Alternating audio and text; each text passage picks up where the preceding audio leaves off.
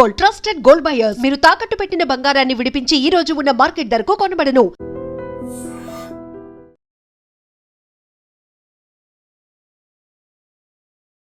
నమస్తే, welcome to I dream.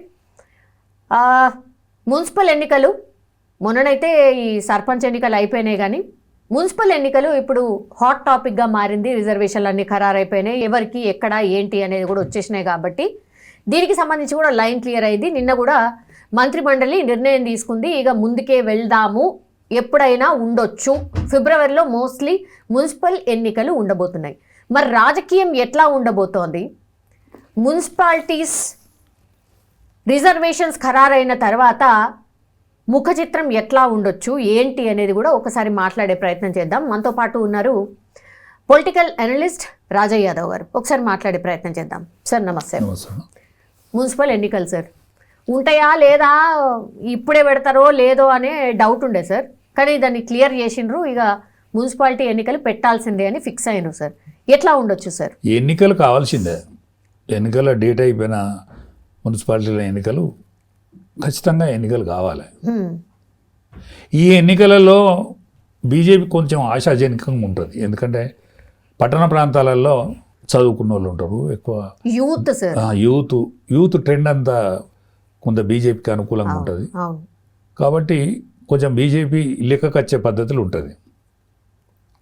కానీ రామచంద్రరావు గారు ఏం చేస్తాడో తెలియదు, ఎందుకంటే మొన్నటి ఎన్నికలలో మాకు బాగా రిజల్ట్ వస్తుందని చెప్పిండు. ఎవరైనా రిజల్ట్ ఎంతకైనా చెప్పుకోవచ్చు, ఎందుకంటే సర్పంచ్ ఎన్నికలలో గుర్తులు లేవు కాబట్టి ఎవరి లెక్కైనా పెంచుకోవచ్చు.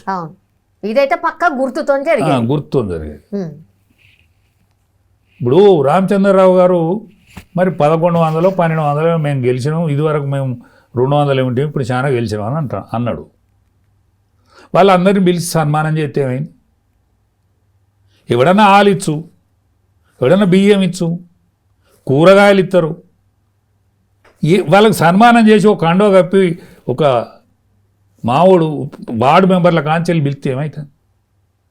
నీకు మీటింగులు లేవా, నువ్వు పోకపోతివి, వాడిని పిలువకపోతివి, ఎట్లా అన్నట్టు ఏ వారం ఎట్లా అవుతుంది? ఒక సంతోషమైన వాతావరణం నిర్మాణం చేసుకోవాలి కదా పార్టీలు. సరే, సోషల్ మీడియా మీద ఎంత బాధ్యత ఉన్నదంటే, ఎవడు పేపర్లు చదువుతలేడమ్మా, పేపర్ ఎవరు చదువుతలేరు, టీవీలు ఎవరు చూస్తలేరు, only social media, only social media. తెల్లారు లేతే వాడు ఏమి పని లేదు, పోరుంది కడుపులో పుట్టిన పోరడో దిక్కు చూస్తాడు, తల్లిో దిక్కు చూస్తుంది. అమ్మా నాకు చపాతీ తింటా అని ఇది చూసుకుంటాంది సోషల్ మీడియా. చపాతీ తింటా అని పూరీలు తింటాంది. నువ్వు చపాతీ పెట్టలేదు పూరీలు తింటాన్నాడు. పూరీలో వాళ్ళ పూరీలో ఈమె దగ్గర ఉన్నాయి, చపాతీలో వాళ్ళ తండ్రి దగ్గర ఉన్నాయి. నువ్వు సరిగ్గా చూసుకో, ఆ సోషల్ మీడియాని బంద్ చేయంటే అప్పుడు రొట్టెలు కనిపిస్తాయి. అంటే ఈ విధంగా అయింది కాబట్టి బాధ్యత ఉన్నదని చెప్తాను నేను. సోషల్ మీడియా విపరీతమైన బాధ్యత ఉన్నది. బాధ్యతారాహిత్యమైన విషయాల కోసం జోలికి పోకండి, ఎందుకంటే మీకు రెస్పెక్ట్ ఉన్నది, ప్రజలల్లో నేరుగా రెస్పెక్ట్ ఉన్నది. ప్రజలు చూస్తాను, నేను తీన్పై చెప్పాయి కానీ ఓన్లీ సోషల్ మీడియాలో కనిపించిన కింద నాకు రోజు 50 ఫోన్లు వస్తాయి. చిత్తూరు ఫోన్ చేస్తాను నాకు. అంటే సోషల్ మీడియా ఏదనుకుంటే అది అవుతుంది. అందుకని కొంచెం బాధ్యతాయుతంగా సోషల్ మీడియాకి ఏమైనా కోపం రాదు ఇక నా మీద, ఎందుకంటే పార్టీలకి కోపం వచ్చింది. కేసీఆర్కి కోపం వస్తే, కేసీఆర్కి నాకు కుదరకపోతే నేను ఆ పార్టీ నుంచి వచ్చిన. పార్టీల నుంచి వచ్చి నేను నేను బీజేపీలో పడ్డా. బీజేపీలో అంటే పెనం మీద నుంచి పొయ్యిలో పడ్డట్టు అయింది నా పని. ఎక్కడ పడ్డాక కూడా నాకేం భయం లేదు. ఈ శేష జీవితాన్ని ఆరోగ్యం ఉన్నంతసేపు నేను ఇట్లా గడుపుతా. సోషల్ మీడియా నాకు సపోర్ట్ చేస్తుంది. అచ్చా, కేసీఆర్ పుణ్యమే ఇది, కేసీఆర్ పుణ్యమే. కవితకో కన్న తండ్రి అయిన కింద ఆమె వార్త, నాకో దోస్త్ అయిన కింద నా వార్త. మరి ఎక్కడైనా మా అత్తనే ఉన్నాయి. అందుకనే కవిత కూడా సోషల్ మీడియాలో వచ్చినంత మాత్రాన కానీ నీ కుటుంబం బల్సనవుతుంది. మరి మీరు కేటీఆర్ గారు కేసీఆర్ గారికి మరి మీ కడుపులో హరీష్ని కథం పట్టేయాలని గిట్టున్నదా? ఇప్పుడు పార్టీలా కొద్దో గొప్ప విలువ ఉన్నోడు, ప్రాణం ఉన్నోడు, జీవం ఉన్నోడు హరీష్ మాత్రమే. ఆ హరీష్ను కథం పట్టించుకుంటాను. మీ పార్టీని ఎవడు దేక్తలేడు బయట, కానీ మీకు లీడర్షిప్ ఉన్నది కొంత, దాన్ని మరి మీరు దగ్గర పెట్టుకోండి. ఈ ఎన్నికలనే, ఈ మున్సిపాలిటీ ఎన్నికలనే కాంగ్రెస్కు వ్యతిరేకంగా మీరు కూటమి కడితే మంచిది. ఏది బీఆర్ఎస్ బీజేపీ కూటమి కడితే మంచిది. ఎట్లా ఆల్ accept ఇండియాలో చేస్తారు సార్ అసలు? ఆల్ ఇండియాలో ఒక వెలుగుతుంది బీజేపీ. ఒక్క తెలంగాణనే మలిగి కనిపిస్తుంది, వశివాడిపోయి కనిపిస్తుంది, కనిపించకుండా కనిపిస్తుంది, కనిపించలేదు. అజా మీరు టీఆర్ఎస్కు కొంత బలం ఉన్నమాట వాస్తవము, కానీ మీకు యూత్ లేదు, యువకులు లేడు. అందుకనే మీరిద్దరు కూడా మీరు కలవకుంటే ఇంకా 3 ఏళ్ళకైనా కలవాల్సిన అవసరం ఉన్నది. 3 ఏళ్ళకు కలవకుంటే మీకేం కాదు. కలిస్తే మీరు గెలుస్తారు, లేకపోతే కాంగ్రెసే. రేవంత్ రెడ్డి నేను 10 ఏళ్ళు ముఖ్యమంత్రిగా ఉంటున్నాడుగా, 10 ఏళ్ళు ఉంటాడు. ఎందుకంటే మీరు గెలవకుంటే మిమ్మల్ని దేకుతో లేడు. కానీ పార్టీ క్యాడర్ ఒప్పుకుంటుందా సార్? క్యాడరే ప్రజలు ఒప్పుకుంటాను, ప్రజలు ఒప్పుకుంటాను, కింది లెవెల్ కార్యకర్త ఒప్పుకుంటాడు. ఒక్క లీడర్షిప్, పాత లీడర్షిప్ ఏదైతున్నదో తెలంగాణలో ఎవరు, మా అధ్యక్షుల వారు, మా కిషన్ రెడ్డి గారు, మా బండి సంజయ్ గారు, మా లక్ష్మణ్ గారు, వీళ్ళు ఒప్పుకుంటలేరు. ఎందుకంటే మాది దేవుని నమ్మే పార్టీ. ఏది బీజేపీ పార్టీ దేవుని నమ్ముతుంది. ఆ దేవుని ముందట ఏమని కోరుకుంటానులే అంటే, తండ్రి మళ్ళిమ్మ నాన్న, మాన్యాలిమ్మ నాన్న, మా పార్టీని గెలవకుండా చూడు. తెలంగాణలో గెలిస్తే పరాయిలు గెలుతారు. 8 మంది పార్లమెంట్ మెంబర్లు గెలితే 6 పరాయిలే. 8 మంది అసెంబ్లీ మెంబర్లు గెలితే 8 మందికి 8 మంది పరాయిలే. 2 ఎమ్మెల్సీలు గెలితే 2 పరాయి వాళ్ళే. కాబట్టి మా పార్టీకి గెలిస్తే మాకేమవుతుంది? ఇది బీజేపీ యొక్క అసలు స్వరూపం, పాత బీజేపీ యొక్క అసలు స్వరూపం. ఆ నాయకులే కోరుకుంటలేరు. ఆ నాయకులు అన్యోగాన్ని వద్దని కోరుకుంటారు. ఈ పార్టీకి వెళ్తే మరి మేమేమవుతాం? ఈ పార్టీకి వెళ్తే ఎవడు ముఖ్యమంత్రి అవుతాడో తెలియదు. కాబట్టి గెలవకుంటుంటే మా విలువ మాకుంటుంది. ఇది వాళ్ళ పద్ధతి. ఇది గ్రౌండ్ లెవెల్లో ఉండేటువంటి కానని ఆర్ఎస్ఎస్, కొంతమంది ఆర్ఎస్ఎస్ వాళ్ళు పీఠాధిపతులుగా ఆర్ఎస్ఎస్ మనసులు మెదులుతారు. పీఠాధిపతి ఆయనే ఉంటాడు, ఆయనే ఏవీపీల పీఠాధిపతి ఆయనే ఉంటాడు. ఇంకా ఏవీపీల కష్టపడి ఉద్యోగాలు పోగొట్టుకొని అనేక దెబ్బలు పడి, అనేక సాధకాలు పడి, ఇవాళ సంఘంలో కూడా అనేక రోజుల నుంచి పనిచేసిన వాళ్ళు వాళ్ళని కాంతలేరు. వాళ్ళందరూ నాకు ఫోన్ చేస్తాను, నువ్వు ఉన్నది ఉన్నట్టు మాట్లాడుతున్నావు అని. అంటే మీ లెక్క ప్రకారం సార్, ఈ సీనియర్ మోస్ట్ ఎవరైతే ఇప్పటి వరకు చలామణి అవుతున్నారో వాళ్ళందరిని తీసేసి కొత్తలను తీసుకోవాలంటున్నారా? అట్లనా? లేకపోతే తప్పు లేదు. యాక్టివ్గా పనిచేసే వాళ్ళకు పని ఇవ్వండి. మీ చుట్టూ మీరు తిరిగి దండం పెట్టి, మీ చుట్టూ మీరే తిరిగి దండం పెట్టుకున్న వాళ్ళు మీరు అక్కర్రారు. ప్రజాక్షేత్రంలో తిరిగేతోళ్ళకు పని చెప్పండి, ప్రజాక్షేత్రంలో కష్టపడే వాళ్ళకు పని చెప్పండి. మీరు తప్పుకోండి.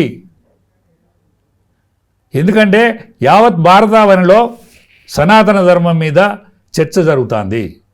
ఈ సనాతన ధర్మం మీద ఆర్ఎస్ఎస్ బృహత్తర పథకం వేసిన మాట నిజం, కానీ అది మొత్తం మీరే చేస్తానని అనుకుంటే అబద్ధం.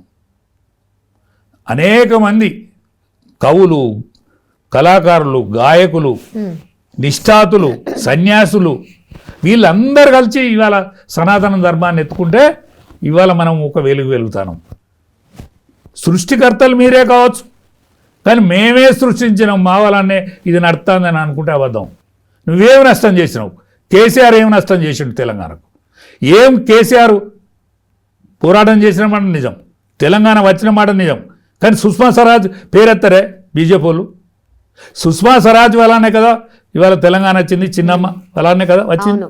సోనియా గాంధీ సోనియా గాంధీ భయపడ్డది కదా, భయపడితే బిల్లు పెడతావా, నేను శిరోముండనం తీసుకొని ఆడ కూర్చుంటే పార్లమెంట్ ముందట అని ఆమె కదా. ఆనాడు విల్లు పెట్టించింది. ఇవాళ ఒక్క నాయకుడు మాట్లాడా సుష్మా స్వరాజ్ గురించి? తెలంగాణలో మీది ఎట్లా? తెలంగాణలో మీరు ఎట్లా ఒక్క విగ్రహం పెట్టరా? ట్యాంక్ బండి మీద తెలంగాణ తల్లి చిన్నమ్మ విగ్రహం పెట్టరా? సోనియా గాంధీ విగ్రహం పెడతా ఉంటారు కాంగ్రెస్ వాళ్ళు. మీరెందుకు పెట్టరు?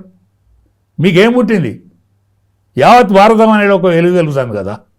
మీరు 8 మంది పార్లమెంట్ మెంబర్లు అయింది కదా, 8 మంది అసెంబ్లీ మెంబర్లు అయింది కదా. ఎట్లా మిమ్మల్ని ఎట్లా కాంతుంది? ఇప్పుడు మీరు ప్రజలలో పోవాలి కదా, ఏం పేరు పెట్టుకొని పోతారు?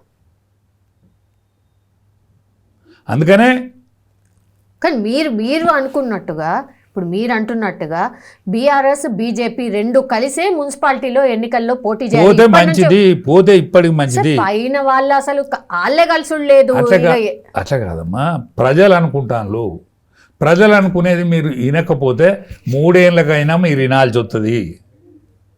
3 ఏళ్ళైనా మీరు వినాల్సి వస్తుంది. 3 ఏళ్ళకు కూడా మీరు విన్నారనుకో, రేవంత్ రెడ్డి ముఖ్యమంత్రిగా ఉంటాడు. మీరు వినకుంటే మీరే ఇదే పంతాలు పట్టింపులకు పోతే. కానీ కేసీఆర్తో కాదు, ఇది కవితతో కాదు, కేటీఆర్తో కాదు, హరీష్ కప్పచెప్పాలి పార్టీని. బీఆర్ఎస్ని మీరు ఉంచుకొని టీఆర్ఎస్ని ఆయనకు అప్పచెప్తే ఇదంతా కుదురుతుంది. మీకు కూడా గౌరవమైన ముగింపు వస్తుంది. అంటే బీఆర్ఎస్ సపరేటు, టీఆర్ఎస్ సపరేటు. బీఆర్ఎస్ను వాళ్ళు అది పెట్టుకోవాలి, ఫోటో పెట్టుకోవాలి, కింద బీఆర్ఎస్ని పెట్టుకోవాలి, వీళ్ళు ముగ్గురు మీద ఫోటోలు వేసుకోవాలి, అంతే. మరి క్యాడర్ టీఆర్ఎస్లు ఉంటుంది, బీఆర్ఎస్ వాళ్ళు ముగ్గురు ఉంటారా? లీడర్లు చెప్తారు సార్. ఎంత కోపం ఉన్నా కూడా మీరు. కోపం కాదు, వాళ్ళ మంచి కోరి చెప్తాను నేను వాళ్ళ మంచి కోరి చెప్తాను. హరీష్కి అప్పచెప్తే మీ ముగింపు కూడా మంచిగా అవుతుంది. మీకు కేసు మన్నో మశానో మీకు అట్లాంటిది ఏమన్నా ఉన్నా కూడా మీకు మంచిగా అవుతుంది. అందుకేనా సార్ ఊరికే వార్తలు వస్తున్నాయి, ఇక హరీష్ రావు గారు బీజేపీకి పోతారు అనే వార్త వస్తుంది. అది నిజమే అవుతుంది వచ్చా సార్? ఇప్పుడు ప్రజలు ముందుగానే పసిగట్టి వార్త రూపంలో పంపుతారమ్మా జనంలోకి. ప్రజలు అంటే అది జనాల మనసులో మాట, జనంలో మనసులో మాటే ఏముంది. ఇప్పుడు ద్రౌపది స్వయంవరంలో మత్స్యయంత్రాన్ని కొట్టిన వ్యక్తి ఎవరురా అంటే అర్జునుడు అన్నాడు. కర్ణుడే అన్నాడు స్వయంగా. అర్జునుడు అన్నాడు బ్రాహ్మణ వేషంలో ఉన్న. అంటే ధ్వని ఆనాటి నుంచి ఈనాటి వరకు ధ్వని నత్తది కదా. ప్రజావాణి చాలా గొప్పది. అది నేను చెప్పేది. సరే, ఈ కన్ఫ్యూజన్ ఏదైతే ఉందో ఇప్పుడు బీఆర్ఎస్లో ఏం నడుస్తుందో ఏం అర్థమవుతలేదని ఒకటి, బీజేపీలో నాయకత్వంని అసలు వాళ్ళ తనుకొని అని ఒకటి, ఇప్పుడు వాళ్ళే మా వాళ్ళకి అని అందరూ వాళ్ళు సజెస్ట్ చేసిన పేర్లు అన్నీ కూడా ఇప్పుడు మళ్ళీ కొత్త పంచాయతీకి తెరలేస్తాయి. వస్తాయి కానమ్మా, కేంద్ర నాయకత్వం ఈ తెలంగాణను ఇడిచిపెట్టది. అవునా? కేంద్ర నాయకత్వం తెలంగాణను ఇడిచిపెట్టది. ఈ మున్సిపాలిటీ ఎన్నికల వంటకు చూస్తుంది. మున్సిపాలిటీ ఎన్నికలల్లో ఈయన ఏమన్నా పర్ఫార్మెన్స్ కొంచెం ఏమైనా పతార పెంచుకుంటే నిజంగా కంటిన్యూ కావాలి. ఎవరు ఇప్పుడు రామచంద్రరావు.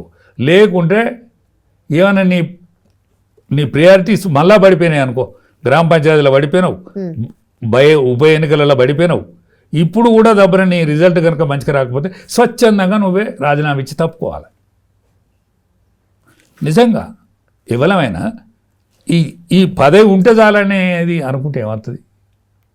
జరుగుతుందా సార్? జరుగుతుంది. జరగకపోతే జరిపిస్తారు అధిష్టానం. ఏమున్నది దాంట్లో? తప్పుకోరా అంటే ఎవరు చెప్పు. మరి ఎవరు ఉండాలా? ప్రజాహితం కోరినోడు, ప్రజాక్షేమం కోరినోడు ఉండాలి. ఇవాళ మా రఘునందన్ అన్నాడు, రఘునందన్ పెట్టాలి, బ్రహ్మాండమైన లీడర్. ధర్మపురి అరవింద్ ఉన్నాడు, అరవింద్ని పెట్టాలి. ఈడల రాజేందర్ ఉన్నాడు, రాజేందర్ని పెట్టాలి. డీకే అరుణ ఉన్నది, ఆమెను పెట్టాలి. మీకు శాత కాదా, సావు రాదా? మీరు చెప్పిన పేర్లల్లా ఏ ఒక్కరిని పెట్టినా కూడా మిగతా వాళ్ళందరూ సహకరిస్తారా సార్? ఎందుకు సహకరించరు? వాళ్ళకు ప్రజలు సహకరిస్తారు. నాకు సహకరిస్తానులమ్మా, నాకు రోజు 50 ఫోన్లు వస్తాయి. నువ్వు బ్రహ్మాండంగా మాట్లాడినావన్నా, ఉన్నది ఉన్నట్టు మాకు నిజంగా కడుపులో ఆనందమైందని చెప్తాను. నేను ఎంత బోడ ఉండవని 70 ఏళ్ళు దాటినాయి. నాకు ప్రశంసలు వస్తాయి, వాళ్ళకెందుకు రావు? ఏ అధిష్టానమైనా సార్ ఇట్లాంటి ఎలక్షన్స్ అంత సీరియస్గా తీసుకుంటుందా? నిజంగా ఎవరైతే లీడర్ ఉన్నారో వాళ్ళ మీద ఖచ్చితంగా. ప్రెషర్ ఉంటుందా? ఎందుకంటే తెలంగాణను రాబోయే రోజులలో తెలంగాణలో యాక్షన్ ఇక్కడ బీజేపీ కూర్చుండాలని అనుకుంటుంది, బీజేపీ ముఖ్యమంత్రి కావాలని అనుకుంటుంది. కాబట్టి ఖచ్చితంగా పనిచేస్తారు వాళ్ళు. ఈసారి టార్గెట్ తెలంగాణ టార్గెట్ తెలంగాణ 600 తెలంగాణ. ఎందుకంటే వింధ్య దాటింది.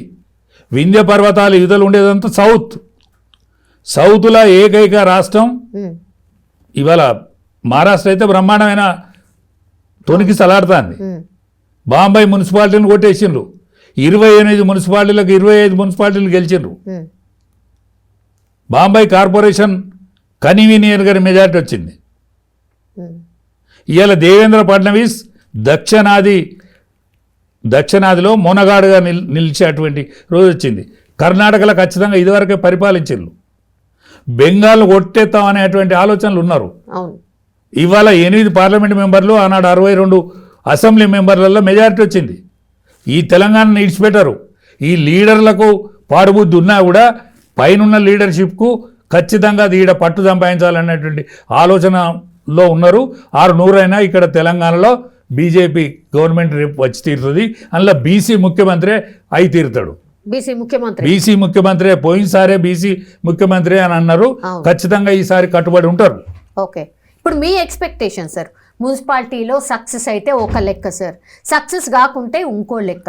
మీ అంచనా ప్రకారం మున్సిపాలిటీలో ఎట్లా పర్ఫామ్ చేస్తారు అన్ని పార్టీస్? మున్సిపాలిటీలలో ఎవరికి వాళ్ళే పోటీ చేస్తారని అనిపిస్తుంది ఇప్పటికైతే. ఎవరో వాళ్ళు పోటీ చేస్తే మాత్రం కాంగ్రెస్ కిట్ చేస్తుంది. ఓకే, కాకుంటే యానన్నా అరే గిడ మనం ఓడిపోయేటట్టున్నది, గిడ గెలిచేటట్టున్నాం అనేది విజ్ఞులైనటువంటి లీడర్షిప్ ఆలోచించి సరి చేసుకుంటే. ఇప్పుడు పరకాల మాకు వరంగల్ జిల్లాలో, ఉమ్మడి వరంగల్ జిల్లాలో పరకాలలో ఒకే మున్సిపాలిటీ ఉన్నది. టీఆర్ఎస్ మేము కలిస్తే గెలుస్తాం. ఓకే, ఇవాళ ఉమ్మడి మెదక్ జిల్లా ఉన్నది. ఉమ్మడి మెదక్ జిల్లాలో కాంగ్రెస్ పార్టీకి ఎక్కడ ఎడ్జి లేదు. ఒక సంగారెడ్డి ఇంకొక ప్రాంతంలో తప్ప. ఆడవాళ్ళు రఘునందను, హరీష్ రావు ఇంకా సీనియర్ నాయకత్వం కనుక అనుకునేది ఉంటే ఖచ్చితంగా మెదక్లో రిజల్ట్ వస్తుంది. ఇవాళ డీకే అరుణ గారు ఉన్నారు, అక్కడ రిజల్ట్ వస్తుంది. కరీంనగర్లో బండి సంజయ్ గారు ఉన్నాడు. బండి సంజయ్ గారు ఏం చేయాలి? ఈటల రాజేందర్ గారిని కూడా కలుపుకొని, ఎందుకంటే కలుపుకోవాలి. ఎందుకంటే రిజల్ట్ నీది కాదు సార్. అన్ని ఇంపాసిబుల్ అయ్యేటే చెప్తున్నారు. ఇంపాసిబుల్ చేసుకోవాలి. మీ తాతది కాదు, మీ తండ్రిది కాదు. ప్రజలు ఓట్లయితే మీరు నాయకులైన్లు, ప్రజలు ఓట్లయితే మీరు మంత్రులైన్లు. మేమే గెలిచినామని అనుకుంటే తప్పు. ప్రజల మనసుల, ప్రజల నాభిలో ఏదైతే ఉన్నదో అది చెయ్యాలి. మీరు చెయ్యకపోతే అందరికి పట్టిన గతే మీరు పడతారు. ఇందిరాగాంధీ కంటే గొప్పని కాదు, కేసీఆర్ కంటే గొప్పలు గారు. వాళ్ళకి ఏ గతి పట్టిందో మీకు గదే గతి పడుతుంది. ఆలోచించుకోవాలి నాయకత్వం. ఇప్పటికీ కేసీఆర్ పోయి అక్కడ ఫామ్ హౌజులు ఉంటాయంటే హరీష్ రావు లాంటి ఇవాళ కేటీఆర్ లాంటి సోయి ఉండద్దా? వాళ్ళు ఇద్దరు కలిసి పనిచేయద్దా? ఆయన తిడతా అంటే నువ్వు ఊకుంటాను. అందుకనే ప్రజలు బాగా గమనిస్తారు. ప్రజాక్షేత్రం చాలా గొప్ప క్షేత్రం. ప్రజలే ప్రభువులు. మీరు ప్రభువులు అనుకుంటే తప్పు. ప్రజలు ఓటు వేస్తే మీరు ప్రభువులైనలు. దోసుక తింటే కాల్చుక తింటారు రేపు. మమ్మల్ని ఇప్పుడు జిల్లాలకు సంబంధించిన టాక్ నడుస్తుంది సార్. 33 జిల్లాలు కాస్త ఇప్పుడు 17 అయితే అని అంటున్నారు. నియోజకవర్గం ఇప్పుడు పార్లమెంట్ నియోజకవర్గాలు ఎన్ని ఉన్నాయో అన్ని నియోజకవర్గాలకు సంబంధించిన జిల్లాలే ఉంటాయి అనేది ఒక చర్చ సార్. మీకేమనిపిస్తుంది సార్? నిజంగా తగ్గియాలా? ఖచ్చితంగా తగ్గియాలి. ఎందుకంటే దొయ్యకో దొర అర్రకో దొరసాని బతుగా అయింది. ఇది మంచిగా లేదా సార్? మంచిగా లేదు. ఇప్పుడు మా ములుగు జిల్లా, ములుగు కాన్స్టిట్యున్సీకి ఒక్కటే ములుగు జిల్లా అది. ఇప్పుడు మా దగ్గర ఇంకోటి సింగరేణి మన ఏది భూపాలపల్లి ఉంటుంది, అది ఒక్కటే నియోజకవర్గం, అదో జిల్లా. వరంగల్ హన్మకొండ కలిసే ఉంటుంది. వరంగల్ జిల్లా, హన్మకొండ జిల్లా. అది ఏకశిలా మహానగరం. కాకతీయులు పరిపాలించినటువంటి మహానగరం అది. దాన్ని 2 ముక్కలు చేశారు. అది ఒకటే జిల్లా ఉండాలి. ఇప్పుడు 22 పార్లమెంట్ కాన్స్టిట్యున్సీలో అయితే అని అంటాను. 22 అంటున్నారు, 17 అంటున్నారు. 17 పాతాయి, పునర్వ్యవస్థీకరణ జరిగితే 22, 23 అవుతాయి. దాన్ని దృష్టిలో పెట్టుకొని జిల్లాలు చేయాలి. దాన్ని దృష్టిలో పెట్టుకొని జిల్లాలు చేయాలి. ఓకే, ఇవాళ కేసీఆర్ చేసిండు కాబట్టి అసలే వాటి ముట్టుకోవడానికి వీల్లేదని కేటీఆర్ హుకుం జారీ చేస్తుంది వీల్లేదు. రేవంత్ రెడ్డి ఖచ్చితంగా నీకు అవకాశం ఉన్నది, నువ్వు చెయ్యి. కానీ ఒక రిటైర్డ్ జడ్జ్, ఒక నిష్ఠాతుడైన రిటైర్డ్ జడ్జితో, రాజకీయ పార్టీలతోటే కాకుండా ఇంకా సంస్థలు ఉంటాయి, ప్రొఫెసర్లు ఉంటారు, వాళ్ళందరితో కూడా ఆలోచన చేసి వాళ్ళందరి రిపోర్ట్ తీసుకొని ఖచ్చితంగా జిల్లాలు చేస్తామని అంటున్నారు సార్. మరి చెయ్యాలే, చెయ్యకుంటే కూడా కరెక్ట్ లేదు. ఇవాళ 153 అసెంబ్లీ నియోజకవర్గాలు అవుతాయి, మరి కావా? జనాభా పెరుగుతా అంటే అట్టే ఉంటుందా? ఇప్పుడు మల్కాజిగిరి కాన్స్టిట్యున్సీ ఉన్నది, అది 3 పార్లమెంటు నియోజకవర్గాల పరిధి. ఇప్పుడు మొత్తం మున్సిపాలిటీ అంతా మల్కాజిగిరిలో ఉన్నది, ఇప్పుడు కార్పొరేషన్ అంతా. అందుకని దాన్ని మరి చేయొద్దా? ఇప్పుడు కార్పొరేషన్ సీట్లు పెరుగుతాయి, అట్లే అసెంబ్లీ సీట్లు కూడా పెరుగుతాయి కదా. అట్లే జిల్లాలు ఎంత పరిధి ఉండాలి, ఎంత పరిధి ఉండద్దు అనేది దానికి కూడా ఒక పరిమితి ఉండాలి కదా.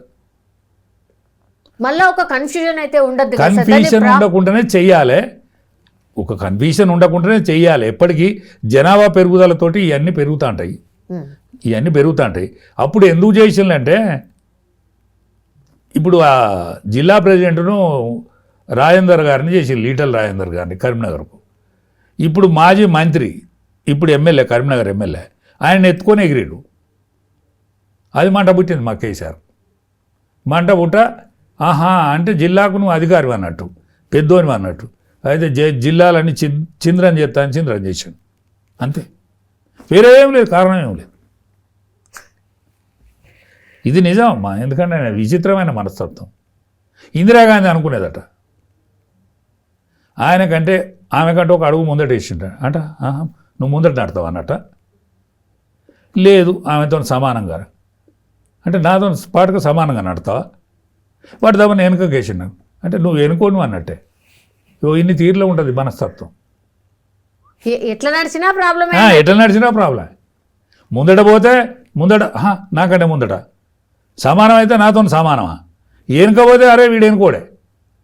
ఇట్లుంటుంది రాజకీయ ప్రవృత్తి. ఇన్ని విధాలు ఉంటుంది. నేనేం పాపం చేసిన కేసీఆర్కు? నేను ఆయన కంటే ముందుగా ఉపన్యాసం ఇచ్చిన, నాకు ఎక్కువ మంది ఈలలు కొట్టిన కింద నన్ను ఇంటికి పంపిండు. ఏముంటుంది అట్లా?